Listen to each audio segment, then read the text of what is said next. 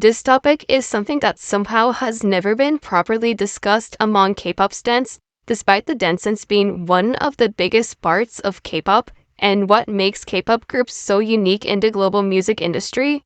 In this video, we will be trying to understand why choreography is so important to a K-pop song's success and how it contributes to its catchiness. Performance is obviously a huge aspect of K-pop and a very big drawing point.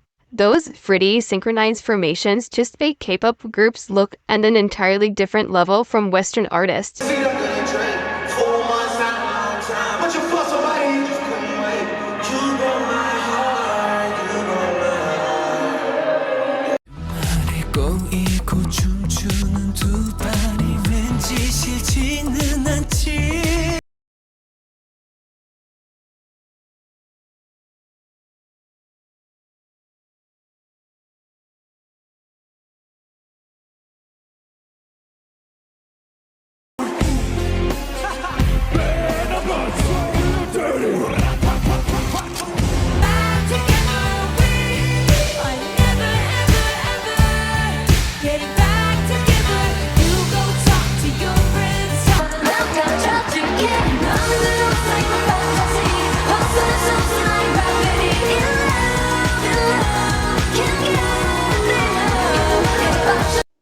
So, it's been made pretty obvious that, yes, K-pop dances are a huge selling point of K-pop as a whole, but today I would like to argue a K-pop choreography can make a song an actual hit, and a choreography is about 40% of a K-pop song. To establish that point, I will be listing off some cases where choreography actually made a song successful. VIVIZ Maniac is the first VIVIZ song to properly chart at the top of the charts, and I would say their biggest hit since GFRIEND. Maniac was initially ignored and mainly flew under the radar, with their fanbase being the only ones really paying attention to it, but all of this changed when VIVIZ promoted Maniac on music shows. Maniac has a move where VIVIZ are moving their hip in the last chorus. A video from a music show where VIVIZ performed Maniac was posted on Twitter and went insanely viral, leading to Maniac flying up the charts and still charting in Korea to this day. Speaking of viral performances, if you were here for a while, you'd know of the most notable case of this, Rolling by Brave Girls. The choreography for their song Rolling went viral after a military performance. This isn't the first and only time a choreography contributed to a song's success. Up and Down by EXID went viral due to a fancam of the choreography and practically pulled them out of obscurity. Ryuju's shoulder dance for Wannabe, Nayeon's hand gesture in Pop, and Magnetic's choreography with the hand symbols are more recent and notable examples of this. So, why is choreography so important to a song's virality? To begin to answer that question, I'd like to play a game with you. I'm going to show you two songs with their point move, the move the choreography centers on, and you'll tell me which one is easier for you to replicate. And don't you know how sweet it tastes? Yeah, don't you know how sweet it tastes? Oh my god, yes and that. I was really hoping that he will come through. Oh my god, asking. I assume you chose the second one.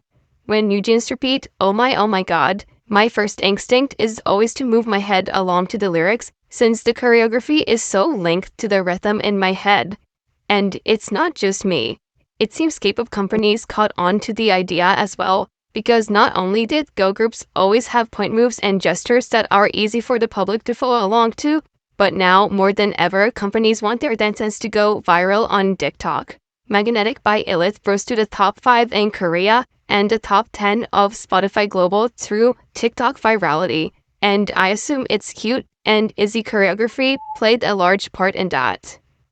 One of this year's biggest breakout stars, Chapel also went extremely viral with Hot to Go, a song with an extremely easy and catchy choreography. So yes, there is correlation between a dance on TikTok and virality, but it can be argued that's due to the nature of the app's algorithm. Okay, so now that I've presented a counter argument, it's time to debunk.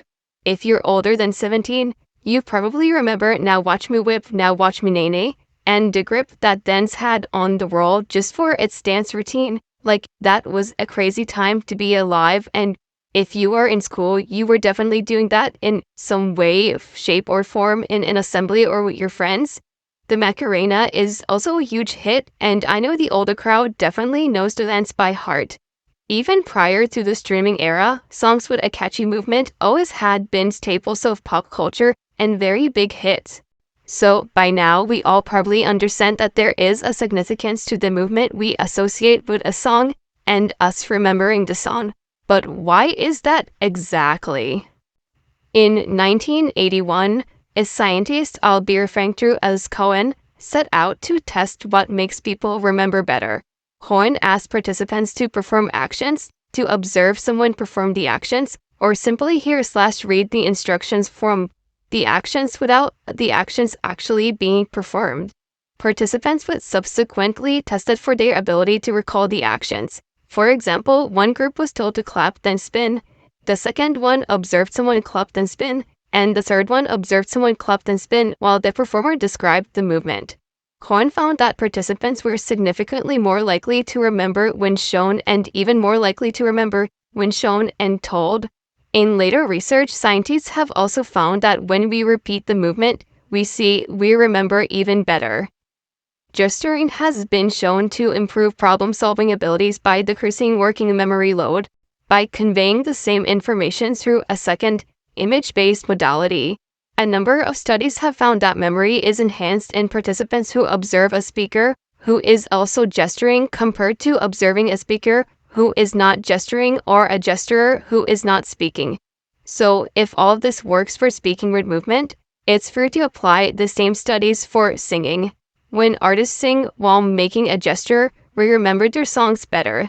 The more memorable or eye-catching the gesture is, the more our brains are stimulated by the thing being sung, and the more we remember the song, as it is linked to the movement we memorize. Some of K-pop's biggest hits, like Clap, Fighting, Knock Knock, TT, Do Do Do Do Do, are literally telling you what movement to make in the lyrics. We used to see this much more often in the past when K-pop idols relied on music show exposure as their primary way to gain audiences' attention. They needed the audience remembering their song fast, and as we've established, a great way to do that is through movement, and an even greater way to stimulate a brain is telling it what movement to make while performing the movement. TikTok dances are a little bit different because K-pop groups get multiple chances to get us to remember the dance. As we have established from the experiments, gestures help us remember, so logically, in an algorithm like TikTok, the more eye-catching and easy a choreography is, the better chance is that it catches on among the people. Sometimes an eye-catching movement that isn't easy is also positive, as it makes the viewer try to replicate the movement several times, further ingraining the song in our brains. I can attest to this happening to me with Nayeon's pop hand movement.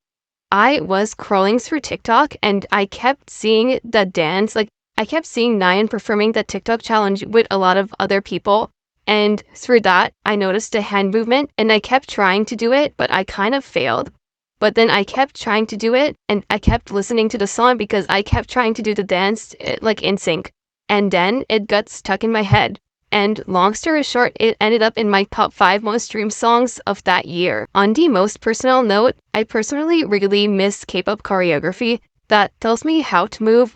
I do want more TTs and claps because I found the simple choreography the most fun.